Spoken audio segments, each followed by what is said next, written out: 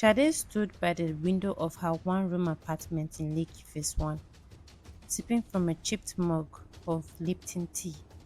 Lagos had not been kind to her, but her pride wouldn't let her return to Ibadan. Her mother, Margaret, was a well-known business mogul who owned a chain of supermarkets across the southwest. But Sade had always wanted to build her own name without her mother's influence. I want to be my own woman, she had told her mother during their last heated argument 6 months ago. She remembers slamming the door and walking out with nothing but her savings and an old suitcase. But now, reality was staring at her. Reality was staring her in the face.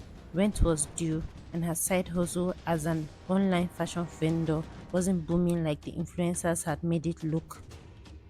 Then came Derek, handsome, eloquent, and claiming to be a tech millionaire. He had the perfect solution: invest in a crypto app he was building. It's the future, babe. Let's grow together, he said. She believed him, and just like that, she transferred 10 million naira, her entire savings. Her heart raced with hope and ambition. It was going to be her big break until Derek disappeared. Sade called, texted, and emailed. No response. Derek's Instagram page had vanished. His office address turned out to be co-working space he hadn't paid for in weeks. Her heart dropped. Panic turned into denial, then into tears. The 10 million naira wasn't just money, it was years of saving, hustling, and saying no to herself. She hadn't told anyone about the investment, not even her best friend Amaka. She couldn't bear to be laughed at or pitied. One night, she sat on the floor of her apartment, surrounded by unpaid bills and rejected emails. She remembered her mother's last word: "One day, you will learn that the world doesn't owe you anything, Shadi." Was this what she meant? With rent 3 days overdue and no hope in sight, she knew what she had to do. Swallowing her pride like bitter leaf, she boarded a bus to Ibadan. Shade stepped into her mother's compound like a thief. The giant black gate was still as intimidating as ever. The security guard Sunday raised an eyebrow. "Madam no tell me say you dey come o." She forced a smile, clutching her worn-out duffel bag. The house hadn't changed. The scent of vanilla candles and foreign air freshener hit her instantly. Her mother was seated in the living room, watching AIT news. Her eyes met Sade's, and for a second nothing was said. "So Lagos don't show you Pepe," Margaret said, not moving an inch. Sade dropped her back slowly. "Mama, I need help." Silence filled the room. Margaret sipped her wine, then finally said, "Go and shower. We will talk in the morning." It wasn't a hug, but it wasn't rejection either. Sade took it. The next morning, Sade sat at the dining table, hoping for comfort. Margaret came in dressed in a power suit, ready for her board meeting. "So what exactly do you want?" she asked sharply. Sade explained everything from the investment to Derek's betrayal. Margaret didn't flinch. "You want help? Fine, but you must earn it. I won't give you money because you failed. Work in my warehouse for 6 months. Learn the business and prove to me you are serious." Sade was shocked, from soft life in Lekki to offloading cartons in Ibadan. But she had no choice. She agreed. Margaret stood up. "And Sade," she added, "keep your eyes open.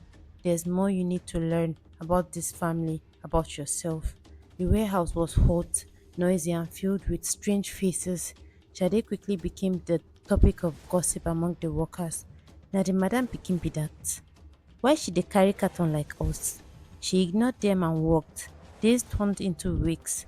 One day, while cleaning the inventory room, she found a locked drawer in the back office. Her curiosity took over. When she finally picked the lock, she found documents that didn't make sense: property files, overseas bank statement, and a will addressed to her name. She froze. 100 million naira worth of assets were in her name? But why had her mother never told her? And what did she mean by earn it? Just then, her mother walked in. I see you have found it. Good, but you are not still ready. The next week, a man named Patrick arrived at the warehouse, asking to see Margaret. He looked nervous when he saw Sade. Later that night, she confronted her mother. Who is Patrick? Margaret took a deep breath. Your father, or rather, the man who ran away before I made it. He showed up now because of the inheritance. He wants a share. Sade was stunned. She had grown up thinking her father was dead. Margaret continued, this is why I made you work, so that when the time comes, no man will cheat you again. Shade realized this wasn't about money, it was about preparing her to face sharks. Shade started paying more attention. She noticed the staff member Linda always sneaking around the office. One evening, she followed her and saw her taking pictures of documents. Shade alerted her mother, who launched an investigation. Linda had been taking financial records to a rival company. Margaret handled it discreetly, but was impressed by Shade's sharpness. You're beginning to think like me, she said. Shade smiled. For the first time, she felt like her mother was proud. Just when Shade was settling in, Derek resurfaced. He emailed her claiming he was being haunted and needed help. Against her better judgment, she met him secretly. He claimed the crypto business was real but sabotaged by his partner. He begged for 2 million naira to recover the investment. Tempted, she almost agreed, but she remembered everything she had learned. She contacted a private investigator instead. Within 48 hours, Derek was arrested. Turns out she wasn't his only victim. 6 months passed. Margaret handed her a sealed envelope. Your test is over. Inside is the access to your inheritance. But there's one last decision to make. Shade opened it and found a deed to a property in Lekki and the keys to a store. Margaret said, you can choose to go back to Lagos and start your own chain or stay and grow what I have built. Either way, you are ready now. Shade looked at the keys. She had earned more than money. She had earned her mother's respect. Shade stood before the new store in Lekki, now bearing her name, Shade Smart. Cameras clicked as her mother cut the ribbon beside her. The journey had been painful, but she was no longer just a girl chasing soft life. She was now a smart woman with backbone, business sense, and boundaries. As the crowd cheered, she whispered to herself, this time I'm ready and I won't lose again. The end.